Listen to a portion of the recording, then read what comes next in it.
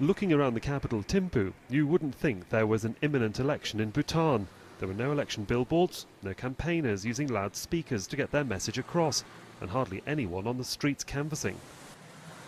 380,000 registered voters are eligible to cast their ballot on Saturday to elect 47 members to the lower house.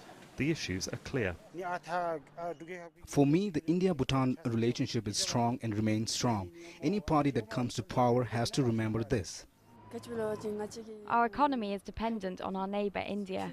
We fail or succeed based on that relationship. The government, led by the Peace and Prosperity Party, or the DPT, won a landslide in the 2008 election.